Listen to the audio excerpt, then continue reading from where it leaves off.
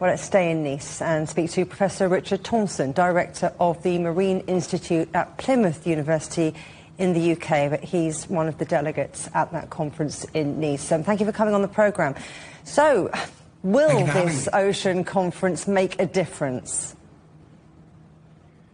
Well, absolutely, that's what we hope. I mean, many of the challenges that face our oceans can't be solved by national measures. If you think of environmental problems on the land, many of them can be solved at a national level, but because of the interconnectivity between our oceans, and also, as you mentioned a minute ago, the vast areas of our oceans that are beyond national jurisdiction, it's really essential that policymakers and heads of state come together to work collaboratively for the future sustainability of our planet as a whole, and the oceans are a key part of that.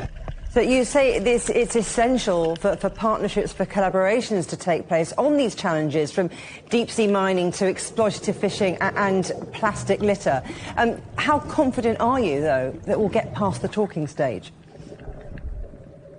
Well, of course, that's always the challenge, getting 180 or more nations to agree on a global treaty, for instance, in relation to plastic pollution, because, of course, there's always a concern that there'll be winners and losers to every treaty, and that's why a key part of actually the negotiations will be the financing mechanisms to make sure that there's a just transition, that it's fair for everybody and nobody's left behind. And sometimes it seems like an afterthought, but I think it's really key to brokering those agreements, because in the discussions I have with member states, it's certainly a key concern, particularly for some of the less well-off countries, that whilst, I mean, I remember one delegate saying to me about plastic pollution, he said, you know, his heart was telling him that absolutely we needed action now based on the science, but his head was telling him he wasn't sure whether his country could afford what might be required. And so the financing is going to be really key.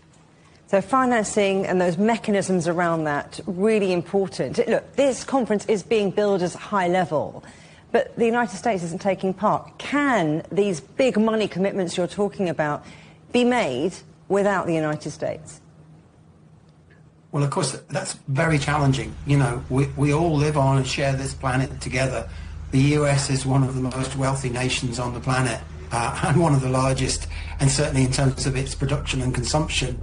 It's really clear they have a responsibility to take a part in these discussions. And so, you know, we are compromised by the current standpoint taken by the US, and that's not one from the US scientists. I mean, I speak to many colleagues in the US who, you know, one person I was speaking to recently had spent his entire life in trying to protect polar regions, and he felt that his career was being dismantled before him. So there is a key challenge there. But at the same time, what we saw at the last round of the plastic pollution treaty negotiations in Korea, in South Korea, just before Christmas, was what I would call a coalition of the willing, with over 100 countries basically saying, look, if you don't have the ambition to work towards addressing the problem of ending plastic pollution, then get out and leave it to those that do have that ambition.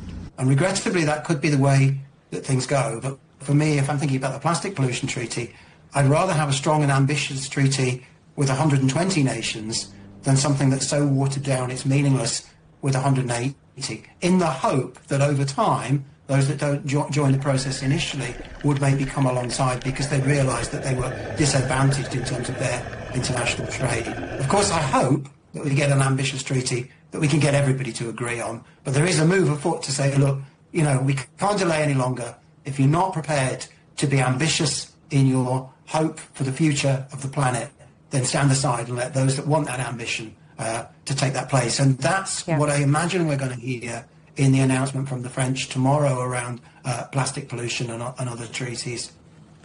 Professor Richard Thompson, thank you very much indeed.